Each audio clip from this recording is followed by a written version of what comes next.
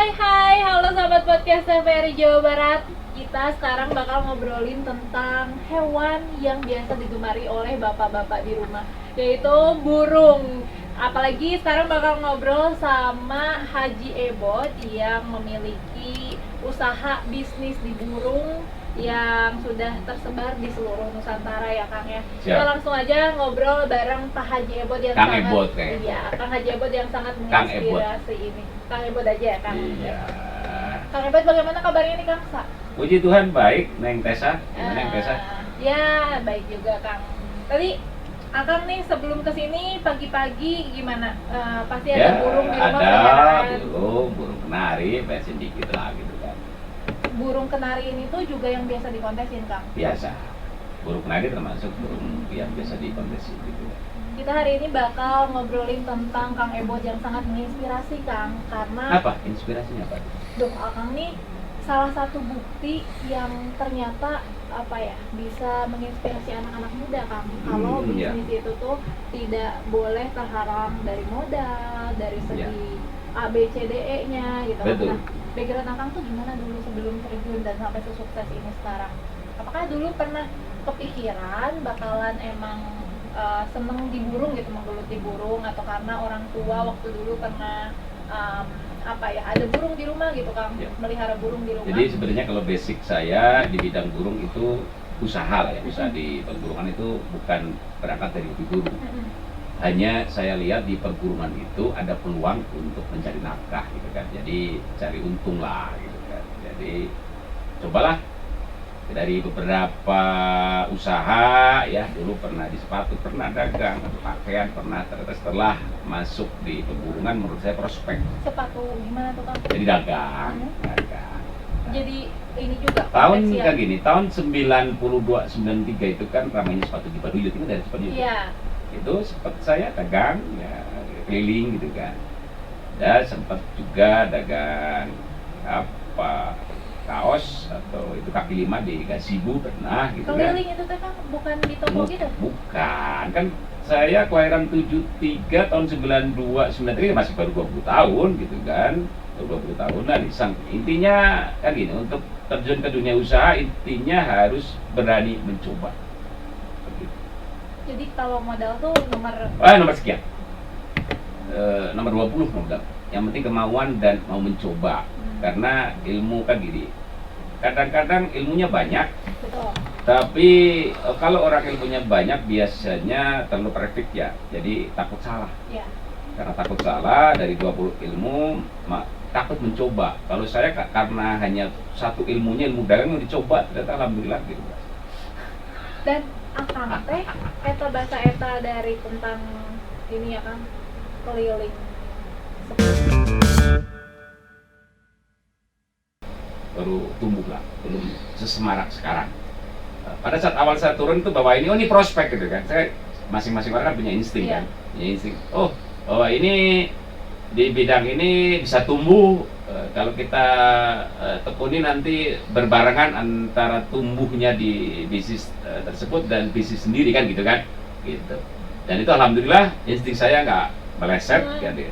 Dengan ramainya perburungan berbarengan juga dengan tumbuhnya usaha saya begitu.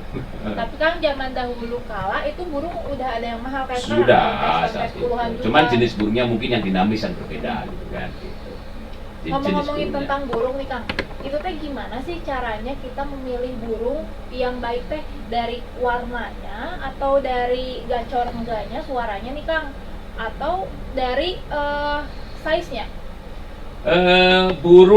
Hobi burung itu di Indonesia memang sudah lama. Itu juga dibagi-bagi, ada beberapa burung ya.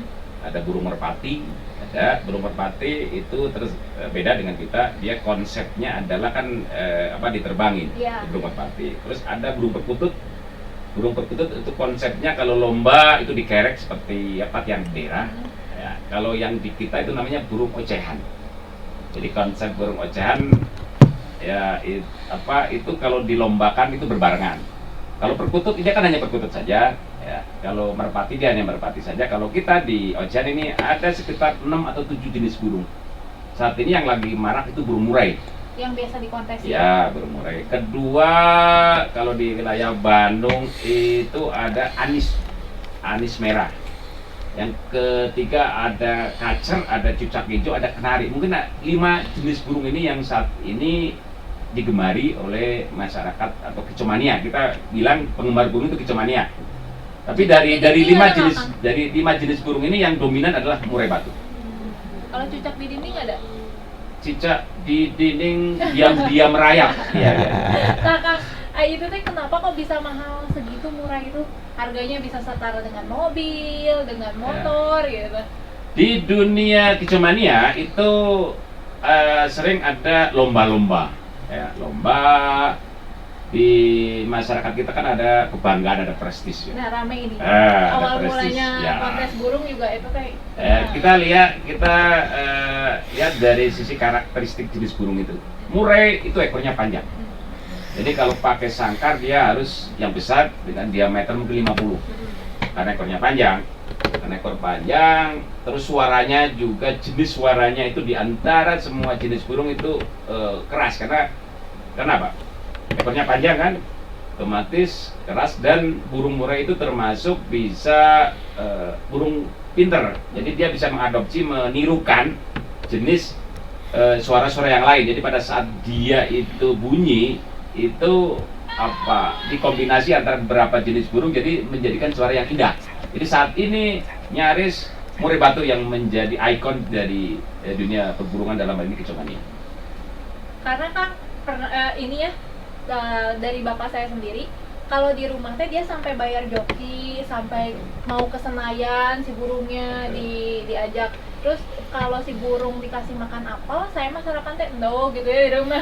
Sampai semahal itu ya kan, dengan perawatannya teh. Karena orang cinta itu harus rela berkorban, ya kan?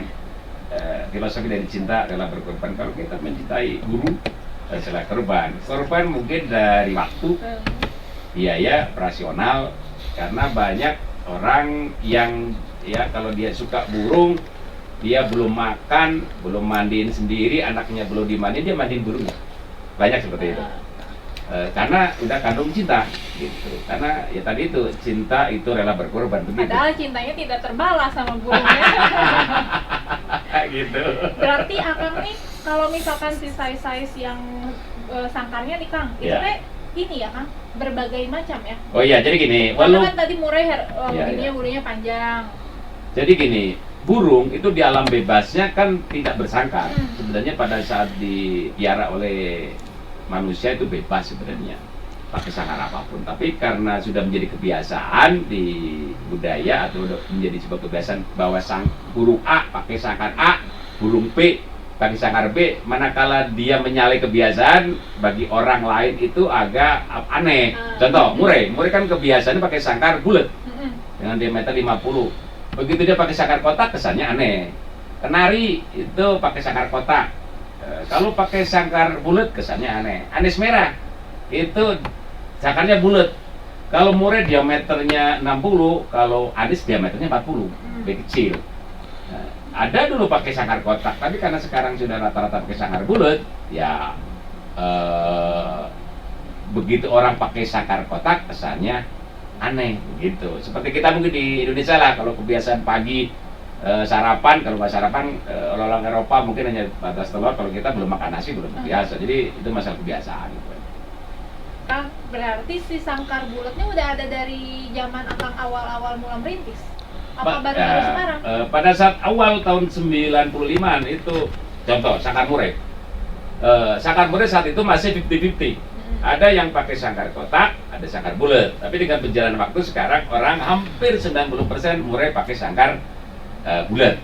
Begitu juga kenari. Awal-awal ada orang pakai sangkar bulat, pakai sangkar kotak, ya. Tapi dengan berjalannya waktu kan lomba kebiasaan pakai sangkar kotak. Sekarang orang udah hampir 90% pakai sangkar kotak begitu. Jadi kebiasaan aja sih. Dan sekarang mulai kesini usaha Akang teh bukan dari sangkar aja, sekarang udah ada vitamin. Ya, jadi kalau saya sangkar, pakan, dan ya itu mah perlengkapan lah. Karena kalau orang udah suka burung, itu biasanya kan perawatan harus lebih intens. Jangan-jangan perawatannya lebih mahal dari perempuan lagi ya. Jadi gini, lebih intens kan gini. Dia ada vitamin khusus, ada pengancor, dan juga gini, dia itu sampo burungnya juga ada. Oh, Ada sampo burung. Gitu. ada salon burung, Kang. Nggak sih sampo. Biarkan ini. Kalau burung itu kan ada kutu Heeh. dan juga biar burung mengkilap. Jadi saya juga ada produksi sampo burung yang bikin kutu burung mati, bikin burung mengkilap dan itu lumayan juga. Sekarang mah gini, Kang. Mahalan sampo burung apa mahalan sampo akang? Saya jarang sampoan. Baca pendek. Malah si burung di sampoan seminggu berapa kali bagusnya, Kang? Burung yang suka lomba itu yang tadi Neng Tessa itu orang tua mungkin lomba itu biasanya kan sehari bisa sekali itu mandi kan, pagi-pagi dimandiin dan Iya. masuk keramba kan. Iya, sampai sehari sekali dan itu biasanya pakai sampo burung itu biasanya. Ah, itu teh ada bangsa kondisioner yang kayak gitu. Ada dikasih, ada. Dan itu Akang mau produksi si sampo Iya, sama ada. kondisionernya tuh dari udah lama juga, Kang.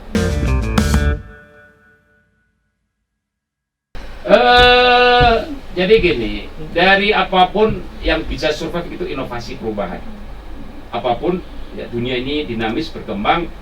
Kalau kita tidak bisa adaptasi dengan Ya, cepat. dengan kondisi, kita kan tergilas. Banyak kasus lah yang dia kepedean dengan dunianya merasa nomor satu, ternyata dunia luar udah kemana.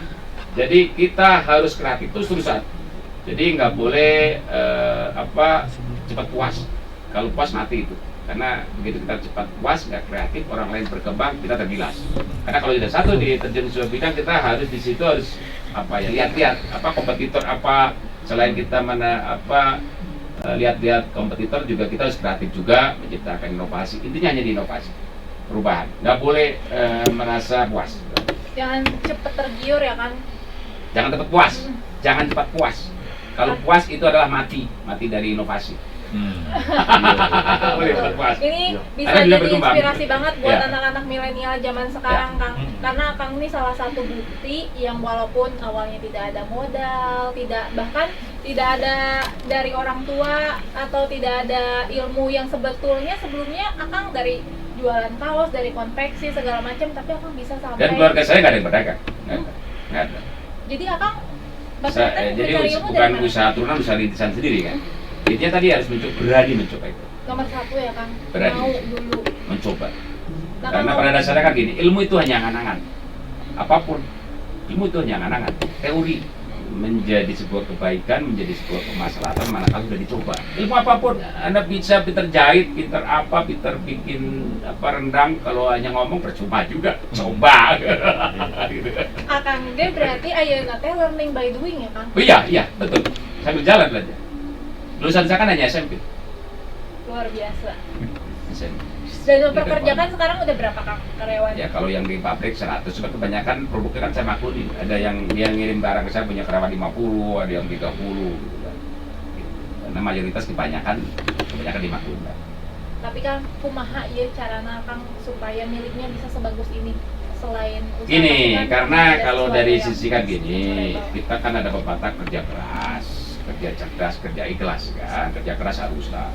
Tapi hanya kerja keras aja nggak cukup, harus kerja cerdas pakai ilmu lah. Kita harus jangan gaptek tentang baca biografi pengusaha-pengusaha yang sukses seperti apa sih, gitu kan.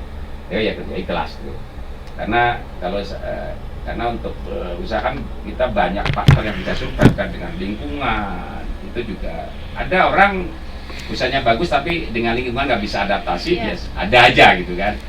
Karena kalau orang lain ada, kalau usahanya sukses, orang lain iri itu ada aja kan. Kalau saya enggak, kalau saya harta yang menjaga saya. Kalau kita menjaga harta, semakin banyak harta capek ya. Karena kita harus menjaga. Jadi kalau saya, filosofi saya, harta yang menjaga saya. Ya dengan apa? Kita banyak berbagi tentunya kepada yang membutuhkan. Kalau kita berbagi kepada yang membutuhkan, semakin banyak harta kita, semakin banyak yang suka. Karena dengan banyaknya harta kita bermanfaat bagi lingkungan, intinya gitu kan. Tapi kalau seandainya harta kita tidak bermanfaat bagi lingkungan, kita banyak harta, orang lain iri. Itu aja. Suka ada we yang pengen ngejatuhin teh. Iya, karena hartanya nggak bermanfaat bagi Iya. lingkungan. Kesuksesannya tidak bermanfaat bagi lingkungan, tapi kalau kesuksesannya, kemajuannya, hartanya bermanfaat bagi lingkungan, insya Allah semakin banyak hartanya, orang semakin suka karena pasti banyak akan bermanfaat bagi lingkungan seperti itu. Makin pengen ngedoain malah kalau Insya Allah. yang Insya Allah gitu lah. Ya. Sekarang kita ngomongin lagi tentang kicau burung yang tadi, Kang. Ya. Itu teh kalau misalkan kicau burung, sekarang burungnya udah sehat nih padahal dikontesin tiba-tiba melempem nggak nih, Kang? Itu teh ada salah satu faktor tertentu nggak, Kang? Apakah karena itu dijemurnya kelamaan atau jemur yang bagus tuh dari jam berapa ke jam berapa? Itu kan bagian perawatan ya. Burung kan makhluk hidup sama dengan orang. Kalau seandainya dia nutrisi makan apa cukup ya dia akan tampil performanya bagus. Tapi kalau seandainya murung pasti ada masalah, macam-macam bisa galau merenya, Kang. Ya galau. Bisa juga dia dari pola makanan yang mungkin kebiasaannya ini dikasih A, kasih B. Atau kalau burung itu kan ada namanya extra fooding ya, makanan tambahan. Karena kebanyakan burung yang beredar itu kan makan serangga, banyakan gitu kan. Dalam pemilihan serangkanya nggak bagus, itu bisa juga kan. Dan atau dia kaget, itu juga bisa stres, kaget gitu kan. Gitu. Itu kalau kaget itu dari apa dulu, Kang, biasanya? Kaget kadang dari cuaca, suhu bisa. Suhu ekstrim kemarin dari biasanya kan gini, kalau burung idealnya di suhu 29, kalau suhu ekstrim ke 33, terus kalau malam dingin ke 21, 2 itu bisa si burung uyung bisa. Atau terbiasa diajak ke Eropa ya salah juga. Idealnya di suhu berapa tuh, Kang? Idealnya sih kalau burung sini mah 29-28, cuman kan yang namanya suhu kan nggak bisa kan. Ya, diantisipasi ya itu dengan banyak minum dikasih suplemen tambahan lah. Supaya dia kagetnya berkurang.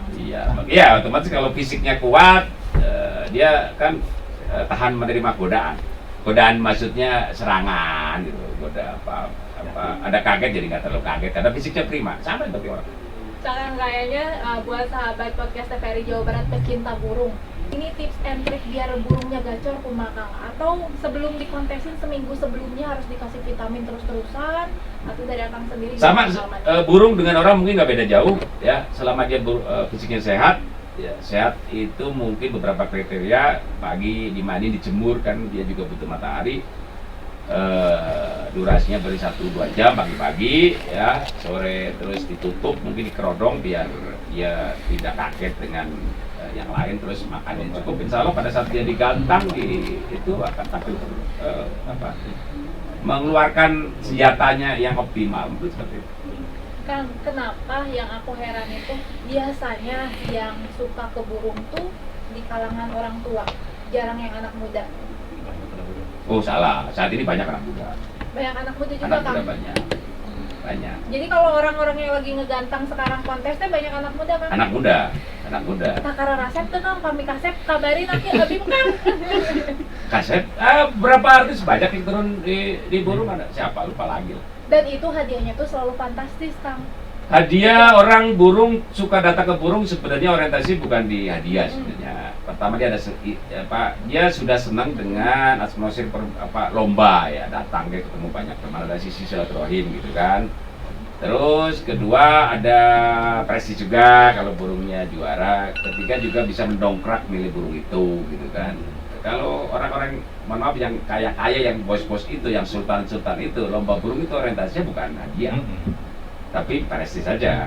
Karena apa? Dia banyak ya yang punya tim, punya joki, burungnya 20, karena berangkat juga 3-4 mobil, operasionalnya 10 juta, kan dia harus dibayar juga jokinya kan. Hari H, paling hadiah 5 juta juga udah senang, karena niatnya kan bukan cari hadiah. Bapak saya nih, Kang, pernah bela-belain ke Senayan Piala Presiden ya, Preskap ya. Mungkin itu, Kang. Iya. Karena katanya hadiahnya mobil di sana, pas di sana burungnya tuh murung. Karena kelamaan di dalam mobil.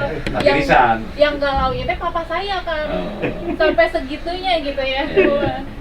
Burung bisa sebenarnya ikon gini, contoh besok lomba di TVRI itu kan hadiah mobil itu ikon aja kan, itu juga satu kelas saja besok. Nah, sahabat podcast TVRI Jawa Barat, besok tanggal 14 akan ada kontes burung di TVRI Jawa Barat ya, Kang. Dan hadiahnya hadiah utama mobil luar biasa. Abi ngiringan tiasan tuh, Kang? Ngiringan apa di komputer kan? Itu bapak disuruh ajakan lomba tuh. Nah, siap. Iya. Langsung terjun. Kopi dijemput ke bumi. Aduh. gimana yang kontes di TVRI? Jadi TVRI Bandung di Cibaduyut ini termasuk orang senang karena kita gelar udah hampir 67 lah ya, 67 kali dari awal dari tahun 2011. Jadi tempatnya kan nyaman. Dan ini termasuk sentral tengah ya, keluar tol deket. Ini Cibaduyut dari orang Cimahi, ini Soreang, Palembang itu termasuk tengah, jadi sentral. Pertama, kedua tempatnya nyaman, gitu kan. Apalagi pengurus TVRI-nya juga welcome, Pak Sanif, gitu, Pak Mukhtar kan, enak orangnya. Kadang-kadang kalau kurang kopi di traktir mereka jadi sama-sama. Kalau ditraktir lagi kabarin saya. Itu terbuka untuk umum, Kang? Terbuka untuk siapa saja yang punya burung yang di kelas itu ada, silakan siapa saja. Bebas. Kalau saya punya burung Garuda, boleh juga, Kak? Nggak boleh, itu kan burungnya negara. Garuda tidak daku ya. Baik, Kang, kita tadi udah ngobrolin tentang dari yang menginspirasi sampai bagaimana cara merawat burung.